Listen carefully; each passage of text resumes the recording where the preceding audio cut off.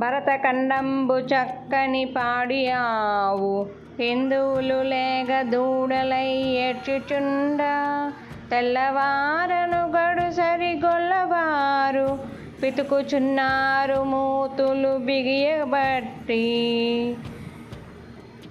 భరతఖండం ఒక చక్కని పాడియావు. భారతీయులు లేగదూడలు ఉన్న ఈ లేగదూడల మూతులు బిగగట్టి తెల్లవారు అనే గడుసరి గొల్లవారు పాలు పితుకుతున్నారు అన్న చిలకమర్తి లక్ష్మీ నరసింహం గారి మనోగతాన్ని పరిశీలిస్తే స్వాతంత్రోద్యమం ఎంతో ఉన్నతమైనది, ఉత్కృష్టమైనది అని మనకు అర్థమవుతుంది. అసలు స్వాతంత్ర దినోత్సవం అనేది ఒక్కరోజు పండుగే అని అందరూ అనుకుంటారు. కానీ స్వాతంత్ర్య సాధన అనేది ఎందరో త్యాగదనుల, స్వాతంత్ర్య సమరయోధుల అలుపెరగని నిరంతర త్యాగఫలం. మన త్యాగదనులు స్వాతంత్ర్యం అనే యజ్ఞంలో తమ యొక్క ధన ప్రాణ సమయాలను తృణప్రాయంగా త్యజించారు. 1947 స్వాతంత్ర్య సాధన వెనుక అలుపెరగని త్యాగవీరుల బలిదానాలు కూడా ఉన్నాయి. అసలు మనకు 1757 ప్లాసీ యుద్ధంతో బ్రిటిష్ వారి యొక్క అధికారానికి బీజం పడింది. సరిగ్గా 7 సంవత్సరాలకు అంటే 1764 బక్సార్ యుద్ధంతో వాళ్ళ అధికారం యావత్ భారతావని అంతా చాప క్రింద నీరులా వ్యాపించింది. వర్తక వ్యాపారాల నెపంతో భారతదేశం వచ్చిన బ్రిటిష్ వారు అనతి కాలంలోనే యావత్ భారతావనిని వారి కబంధ హస్తాలతో బంధించారు. 1757 ప్లాసీ యుద్ధం జరిగిన 100 సంవత్సరాలకు అంటే 1857 సిపాయిల తిరుగుబాటు జరిగింది. దీనికి అనేక రాజకీయ, ఆర్థిక, సైనిక కారణాలు ఉన్నాయి. ఏది ఏమైనప్పటికీ ఈ తిరుగుబాటు కాలంలో మన భారతీయులు ఐకమత్యం, దేశభక్తి చూసి బ్రిటిష్ వారికి వెన్నులో వణుకు మొదలయ్యింది. అనతి కాలంలోనే ఈ యొక్క సిపాయిల తిరుగుబాటును అణచగలిగారు. కానీ మన భారతీయుల స్వాతంత్ర్య కాంక్షను ఇంచుక కూడా కదిలించలేకపోయారు. అందుకే దీనిని ప్రథమ స్వాతంత్రోద్యమ సమరంగా అభివర్ణిస్తారు. స్వాతంత్రోద్యమం ప్రధానంగా 3 దశల్లో కొనసాగింది. మితవాద దశ, అతివాద దశ, గాంధీ శకం. మితవాద దశ 1885 జాతీయ కాంగ్రెస్ డబ్ల్యూసీ బెనర్జీ, ఉమేష్ చంద్ర బెనర్జీ అధ్యక్షతన ఏవో హ్యూమ్ సహకారంతో ముంబైలో సమావేశమైంది. అప్పటి నుండి 1905 వరకు గల దశను మితవాద దశ అంటారు. అసలు మితవాద దశ అనేది పేరుకు తగినట్లే మితంగా మాట్లాడేవారు. శుతిమెత్తంగా, సుతారంగా తమ యొక్క కోరికలను బ్రిటిష్ వారి ముందు వినతులు, విజ్ఞాపనలు, కరపత్రాల ద్వారా తెలియజేసేవారు. కరడు కట్టిన కఠిన పాషాణ కర్కశ హృదయులైన బ్రిటిష్ వారు వాటిని అత్యంత క్రూరంగా, పాశవీకంగా తుపాకులను అడ్డుపెట్టి వాటిని తిరస్కరించేవారు. మితవాదుల్లో ప్రధానంగా దాదాబాయి నౌరోజీ, ఫిరోజ్ షా మెహతా, బద్రుద్దీన్ ఛాప్జీ, డబ్ల్యూసీ బెనర్జీ, సురేంద్రనాథ్ బెనర్జీ, రమేష్ చంద్ర దత్, ఎస్ సుబ్రహ్మణ్యం అయ్యర్ ఉన్నారు.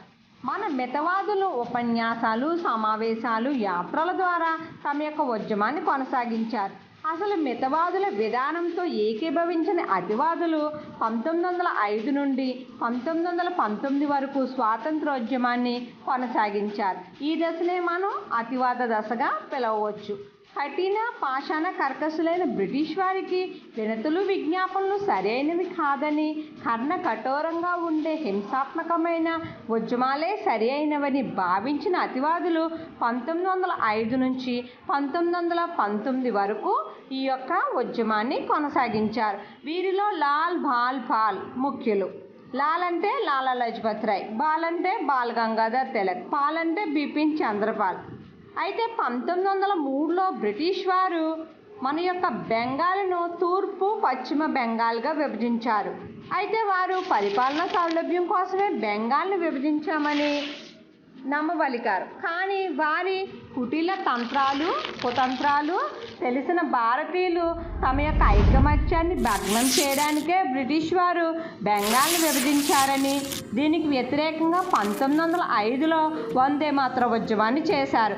అయితే భారతీయుల నవనాడులలో విప్లవ స్ఫూర్తిని నింపిన వందే మాతర గేయాన్ని బంకిం చంద్ర చటర్జీ గారు వ్రాసారు. వందే మాతర ఉద్యమం ప్రధానంగా 2 మార్గాల్లో కొనసాగింది. విదేశీ వస్తు బహిష్కరణ, స్వదేశీ వస్తు ప్రోత్సాహం. దీనిలో భాగంగా భారతీయులు బ్రిటిష్ వారి యొక్క వస్తువులను 4 రోడ్ల కూడలిలో తీసుకువచ్చి తగులబెట్టేవారు.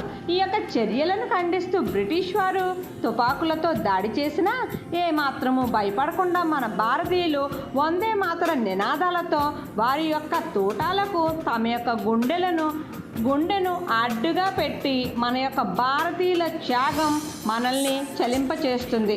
స్వదేశీ వస్తువుల ప్రోత్సాహంలో భాగంగా మన యొక్క భారతీయులు కద్దరు వడికేవారు. ఈ విధంగా స్వదేశీ కుటీర పరిశ్రమలు బాగా అభివృద్ధి చెందాయి. వినతులు విజ్ఞాపనలు అనే మితవాదులకు, హింసాత్మక రక్తపాతం అనే అతివాదులకు మధ్య మార్గంగా శాంతి అహింసలనే ఆయుధాలుగా ధరించి మన జాతిపిత మహాత్మా గాంధీ గారి ఆధ్వర్యంలో 1920 నుండి 1947 వరకు కొనసాగిన దశనే మనం గాంధీ యుగం లేదా గాంధీ శకంగా అభివర్ణించవచ్చు. అయితే 1920లో సహాయ నిరాకరణోద్యమాన్ని చేశారు. దీనిలో భాగంగా బ్రిటిష్ వారి యొక్క సహాయాన్ని నిరాకరించారు. 1930లో ఉప్పు సత్యాగ్రహం చేశారు. 1942లో క్విట్ ఇండియా ఉద్యమం కూడా కొనసాగింది. అయితే 1942 క్విట్ ఇండియా ఉద్యమ కాలంలో ఎంతో శాంతి కాముకత కలిగిన మన మహాత్మా గాంధీ గారు డూ ఆర్ డై అనే నినాదాన్ని ఇచ్చారు. అంటే ఏంటి? చెయ్యండి లేదా చావండి.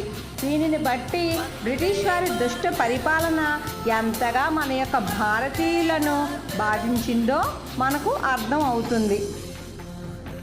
సుభాష్ చంద్రబోస్ ఆజాద్ హింద్ ఫౌజ్ను స్థాపించారు.